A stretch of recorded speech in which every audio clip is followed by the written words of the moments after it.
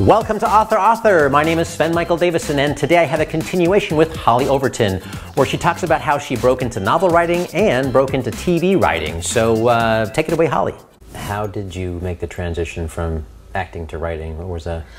So I had gotten into this fellowship, I'd won this contest where with Steven, and it was basically the prize was a copy of Final Draft and a year-long mentorship from him, and he would read scripts and give you feedback, and describe the contest. This was a Final Draft contest? It was just he hosted it, and it was to raise money for his hometown library in Bucks County, Pennsylvania, and he's just a very hometown guy, and so he picked 3 of us to mentor.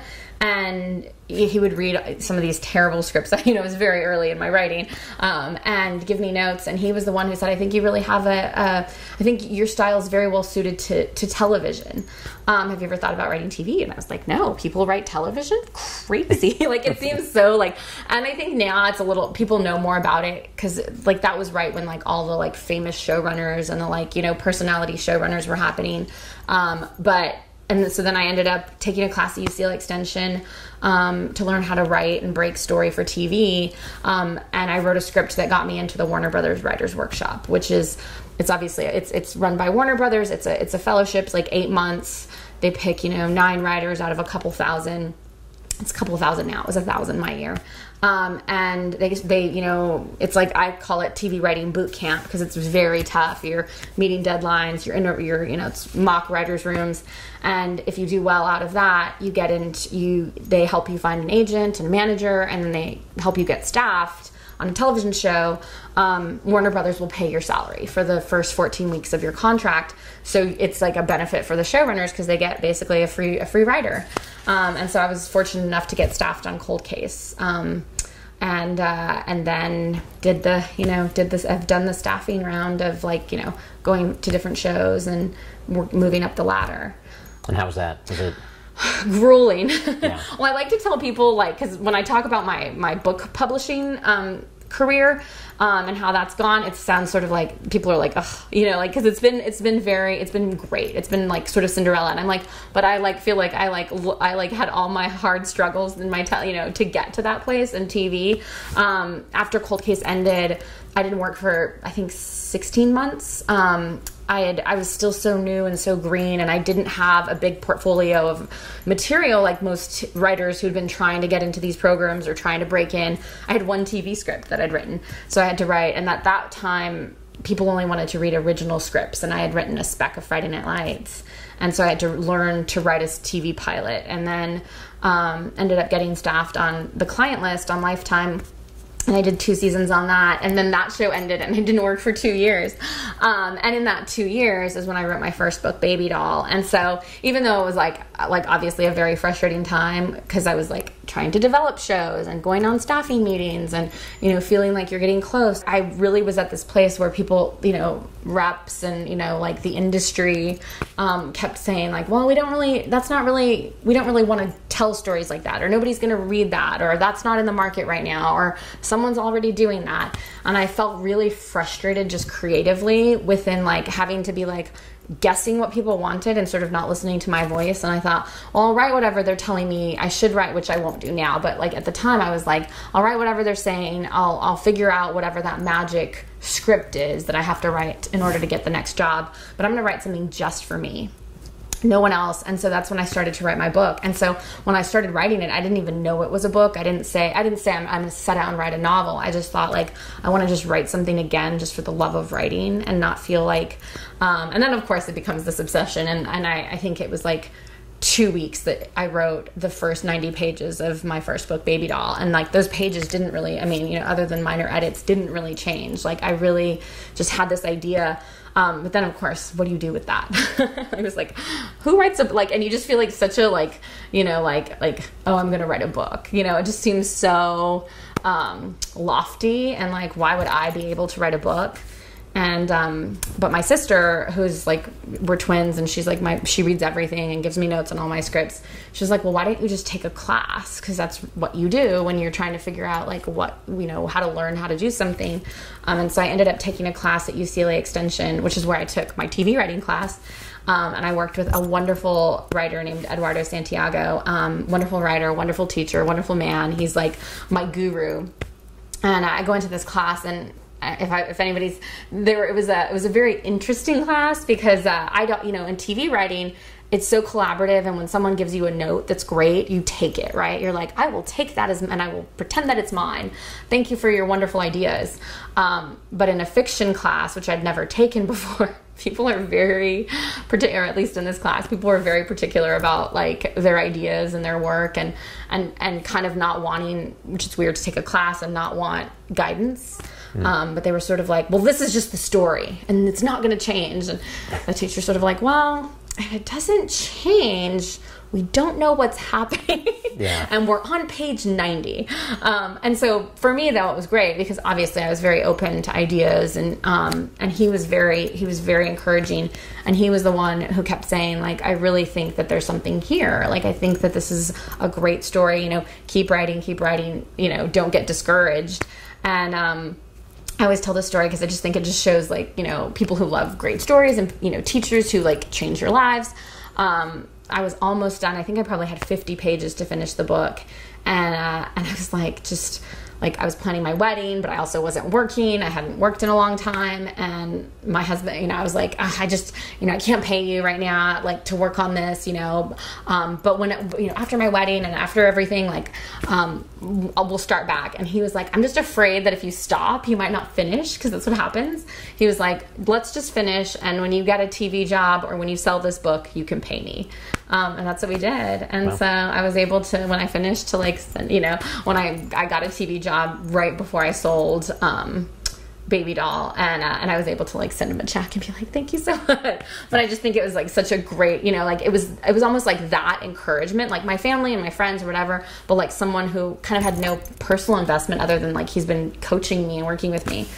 So that was like a big part of my, publishing process. During all this time, do you have an agent behind the scenes helping you get a job, or do you have no agent at all? Yes, no. Okay. So I had TV agents, who were, trying to send my material out. And I have a manager I've been with for the last 6 years in TV who was, who's been instrumental and like has stuck by me through all the like ups and downs and just like hang in there. Everybody has their path, and which is true. Like there's some people who like takes them so much longer to get their first job and they like go. So these ebbs and flows and peaks and valleys, I guess, are just part of the process. Not fun part, but they're part of the process. And so they were really helping me, guiding me with the TV thing. And then when I finished my first book, I sent them the manuscript. We had a call and we were talking about the TV stuff. And I was like, guys, I got to tell you something. And they're like, what? I was like, I wrote a book. And they were like, really? Like they were like a little like, why? It's like, and so then they were like, okay, well, send us the pitch, send us the chapters, and we'll they have a book department in New York, and so they were nice enough to like send it over there. And the agent, I heard this a lot when my first book was going around, which was like, have you heard of Room? Because anybody who knows Room is like, it's about a little boy and his mom who are held captive, and and the whole book is about them in this room. My book starts with a mother and a daughter in a room, and they escape. And the book is then completely different from that book, but it was a similar enough. I was like, I've heard of that. I know all about it. This is not that book. Which I was glad I listened to my instincts on that, because I would have never gotten it published if I just said, oh, yeah, let me scrap this, because it's got a similar enough premise. And so the woman... That could be a good thing, can it? I mean, if the book's doing really well, isn't it okay to... Yeah, no, and I think, you always have to, you always do then, and I have suffered some of the, review comparisons of Room was better. And some people said mine was better. So, I mean, it is all, like, again, it's all subjective, and you're like, I think there's room for many stories that have the similar, like a similar kernel of an idea, as we know from, like, all the spy novels and all the, So then the agent in New York, Eve Adderman, who's amazing. I love her. She's so great. She read the draft and she said, I think it's good. I really like it. I have some thoughts. And her thoughts were really smart. Like they were, so I guess it would be considered like, I didn't know the terminology because I had not done like tons of research on it, but you know, like revise and resubmit, you know, kind of thing. And so I was getting married and planning, you know, vacations for, you know, or wedding for my husband and I. And so it took me like probably 4 months to do like, which they weren't even major edits. They were, you know, but I ended up cutting out a character entirely from the manuscript and doing like, and tightening everything, and then resubmitting and then not hearing, which is like, and I was like, I mean, you know that there's no real hurry, right? Especially in publishing. Like it's not like it's very slow and then it all happens fast and then it's very slow again. But I'm really big on contests, which I've already talked about in several that I've entered. And so there was this contest that I just happened to see on some Twitter, you know, link, and it was called the Bath Novel Award, and it was like in its second year, and I thought, and you know, like most contests, especially novel contests, are like maybe just open to the UK, but this is, and I was like, you know what, I'll just submit and see what happens. And then I told myself, well, I'll wait and see if I make the long list, and if I do, it'll be a great reason to follow up with this agent who's obviously very busy, and say like, hey, what did you think of those new pages? And so I made the long list, and then I was able to do that, and she was like, I was just about to read it, and I was like, yes, okay. And she called me that Monday and said like, you know, we love it, we love these, we want to take it out. And so she's like the best call in the world. And then what happened to Bath? Because don't you have to be unpublished or that? Well, so so I made the long list, and then she said, you know, we love it, we want to try to take it out. And then it was so crazy. I woke up at like 5 o'clock in the morning to find out I'd made the short list. And then like a few weeks later, and literally got the email from my agent saying like we'd sold the book in like the UK. We'd gotten an offer in the, you know, and they wanted to discuss, you know, the offers. And so then I like, you know, promptly sent Carolyn, who runs the contest, an email to say, so good news, bad news. and it was, you know, and it was great because at that point I don't need the contest, and it was going to help and it did help other writers get agents, get book deals. But it's a great community, and like, I'm friends with all the writers on Twitter. I went to Bath this summer and stayed with Carolyn and like got to, you know, visit Bath. So, but it's a wonderful contest for writers. Like they really, and it's great because it champions not just like, it doesn't discriminate, right? Not literary fiction, thriller, like it goes across the board, and every year different ones win, different styles and genres win. It's kind of, you know, the best book. It doesn't matter the genre. So it was, I was very glad that I entered that contest. How typical do you think it is for most authors, because I'm switching, you know, still staying on books, to submit, especially in your first one, Baby Doll, you submitted this to an agent and you got notes back, and they still let you go back and forth. I mean, do you think that's pretty typical, or do you think most authors submit and then there's a rejection that's out? But I guess you're already like attached with the agency anyway, right, through writing. So. Well, you know, I mean, the thing is that like I think a lot of agents, if they like something, will say, I mean, at least some of the research I did was like the revise and resubmit happens. I think like I'd already mentally decided like if they say no, like I knew a couple of agencies that I'd like targeted that were probably going to be interested, and I knew that I had a feeling that because I had like at least like some legitimacy as already being a professional writer, that it might be a little easier to get published, or to at least get an agent to get published. I didn't know anything. I didn't think I was going to get published. To me, just getting an agent was like, to take it out was a big deal, because I had to Google when someone said they're like, oh, now you're on submission. I had to Google what's on submission because I didn't know what that was. Like, wait, what does that mean? Oh, so they send your book out to a bunch of people, and then you wait to hear. And I was like, oh, okay. That sounds like every day in Hollywood. Actually, you mentioned Warner Brothers, because I was kind of curious about the vetting process on that. Did you have to submit a certain number of pages, and then was there like follow-up pages after that? I mean, just kind of curious how you... To get into the program? Yeah, exactly. Oh, so yes, nowadays it's much more difficult. My class, you had to submit an essay about why you have a voice as a television writer, and then you had to submit a sample of an existing a sample script of an existing television show. So like back then it was like Friday Night Lights or Dexter or House. Those were like a lot of the big shows.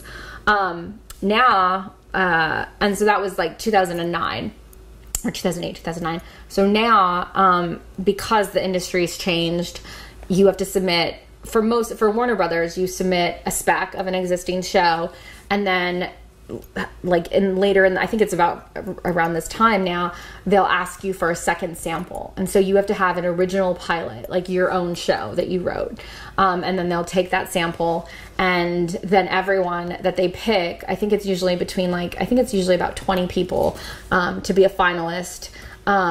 You go to an interview, and you have like a 30-minute interview, and they ask you a bunch of questions that you feel like, this is it, this is all they asked me, like how like that's what's going to determine it. And then you go home and you wait for the phone to ring and you hope you get the good call. And I was lucky to get the good call, but it's much more, the programs are much more competitive now, you know, with the internet and with like, you know, everybody doing like podcasts and, you know, all this stuff. I think people know more about these programs than they did before. Yeah. My year it was 975, 976, and I think last year it was like 2,800, maybe wow. 3,000. So, but I always say to people, these programs are very competitive, but every single year I know someone who gets in at least one. And so it's like, it's competitive, but like if you're working and your work is good, I think you will get noticed. And you know, it may not be the first time, it may not be the second. You know, I know people who've gotten in on the third try. So The Walls is about Christy Tucker. She's a single mom of a 16-year-old son, and she looks after her father, who is elderly and ailing. He has breathing problems, and her day job is unusual. She's a publicist at the Texas Correctional Facility. Part of her job is witnessing every execution that happens and reporting back to the media and reporting to the public. And so the book is about her sort of living this kind of humdrum life, and she meets her son's martial arts instructor, and it falls in love with him, and he turns out to be a very violent man, and she sort of finds herself stuck in this marriage, and she has to make a choice about what to do, and that choice is influenced by one of the inmates that she meets. Available at Amazon and Barnes & Noble and bookstores everywhere. Please subscribe so my dad can make more videos like this. Thank you.